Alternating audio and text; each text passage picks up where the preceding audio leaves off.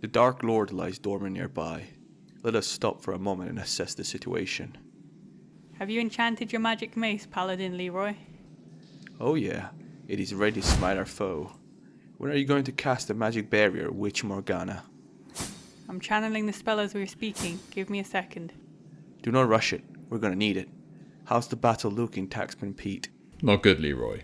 You have not declared half of your earnings this fiscal year. You'll either conjure me the receipts for the past 5 months, or you will have to pay a hefty fine. Damn it! I thought as part of the church I did not have to pay taxes.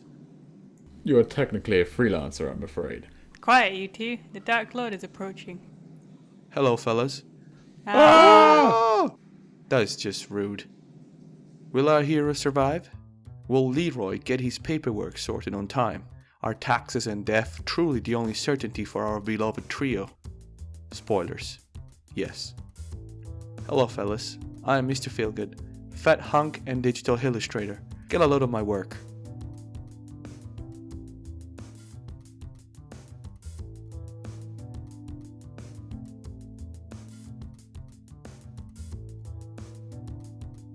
Could be worse, could be better, who cares? Today we're tackling some basic exercises for character design and we're placing your newly made character in a simple background. If you do not know how to block basic shapes or draw backgrounds, lol, no worries, I got your back. Check my prior 2 videos to get up to speed. Character design has always been my passion. A well thought out character or creature is far more than just something pretty or cool to look at. You can communicate to your viewers plenty of information without even saying anything. But before we start working on these details, we need to create a solid base to build on. Open a new document and pick any dark color. This will be the base for your character's silhouette. We talked about silhouette before. It is a flat projection of an object, usually as a solid shape of a single color, normally dark, with its edges matching the outline of the subject. Good silhouettes are easy to read and make your character extremely iconic, even without all the details that normally would define it. Think of interesting shapes and unique clothing choices. Your imagination is the limit. Also, feel free to look around at other artists or art pieces that inspire you. There is nothing wrong with looking at references. Inspiration comes from all sources. Just make sure not to blatantly trace whatever art piece you're watching. That is stealing. A pretty dumb thing to do. Might be illegal too, not sure, I'm not a lawyer. Start painting fairly small, and as usual, do not go too crazy with details yet. With this exercise, you're just trying to find your ideal final silhouette, something to work on later. I separate the canvas in 3 areas. On the left, I'm attempting to create a male hero character, on the center a female heroine, while on the right some kind of creature that ties them together.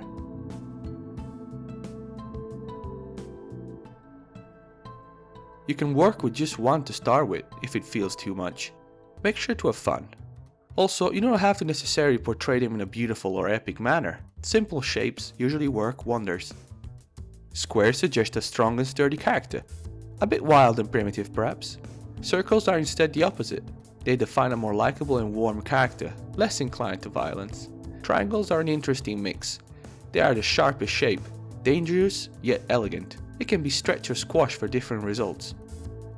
You can create 3 unique characters already with this simple trick, but do not always follow the rules. Subverting the viewer's expectation is an excellent trick. For example, a dark and sharp character may appear as the villain, yet only to be revealed as a lovable, sarcastic sidekick, while a well-rounded, sweet lady might turn out to be the evil witch all along. What a twist. Race, physique, gender, nationality, morality, and plenty more. Learn the stereotypes to instantly connect with a certain audience and later break them to surprise them. A burly man practicing ballet? Classic. A snail racing in a sports car? I'm sure Pixar made a movie like that. An Italian liking pineapple on pizza? No, too far. So keep these things in mind while you're casting your silhouette. Once you find one you like, put it aside and let us add some details to it. By now you should know that we're only using grayscale for better understanding how the light works. With our 3 trusty tones by our side, let us fill up this dark silhouette with some juicy details, like we did with blocking and backgrounds. Use your midtone to shape up the main features of your character, and use the highlights to enhance even further the characteristics you like the most.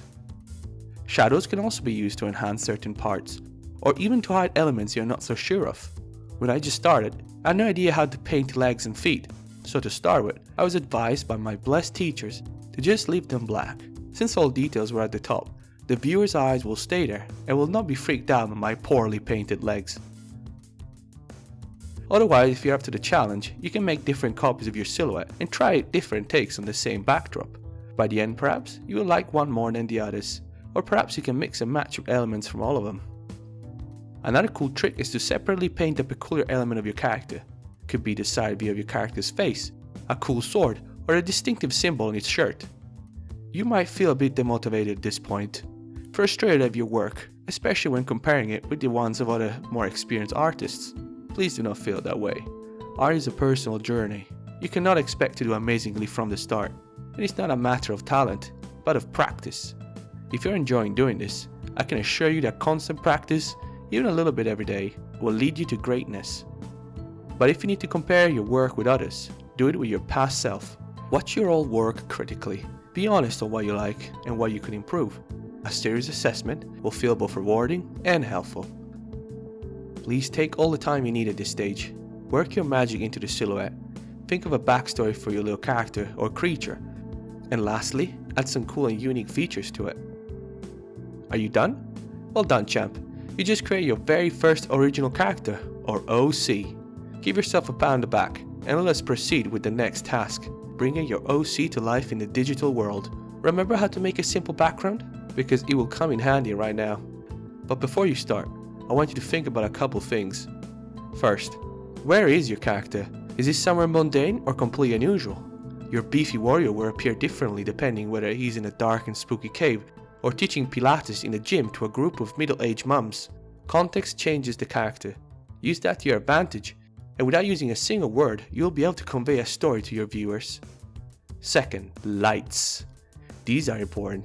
You should technically build all your illustration around the position of your main light source. If you're struggling here, and recall the last tutorial, you can by default have the main light source being right in front of it all, illuminating everything on the scene in a similar way. This way is not as exciting, but it's nice and easy. When you are more comfortable with digital painting, you can start using more moody lights, stranger angles, and secondary sources too. Third, mood. Is the illustration funny? Sad? Tense? A simple shift in the mood can turn an illustration upside down. But how do you change the mood, you say? Color, the real star of illustration. We will tackle color theory in depth in our next tutorial. As you place your character in its new environment, be aware of its surroundings. If there are items or other people nearby your dude, it will have similar tones. Otherwise the picture will look a bit off. Also, do not forget about the shadows. Your darkest tone should come in handy about here. Opposite to your light source, your character and anything else that stands in front of it will cast a shadow on any surface nearby. Make sure to get the shadows right, as they convey the feeling of a 3D environment extremely well. Shadows are creeping by. My friends, I think I am done for. He's losing a lot of blood. I can't stop it. Damn it, Pete. Do not give up on us. We did it. We defeated the Dark Lord. Fight back, Pete. Please. Leroy, come closer. Promise me. Anything. Promise me you'll help my wife pay for our mortgage. Oh, damn, Pete. That is a big Promise me. Fine, I guess. Thank you, my friend. I can die in peace. Is he dead? Yep. Do you think he's insured? Maybe his widow? I'm a witch, not a solicitor. Well, it is getting late. It is time for my weekly crying in the shower. I hope you all enjoyed this tutorial. Now that you have the tools to block a character and put in a background, you can do pretty much anything. Let me know how it goes. Next time we will tackle color theory, a real game changer. Until next time, stay safe and look after yourself. Here is Mr. Feelgood. Bless your face.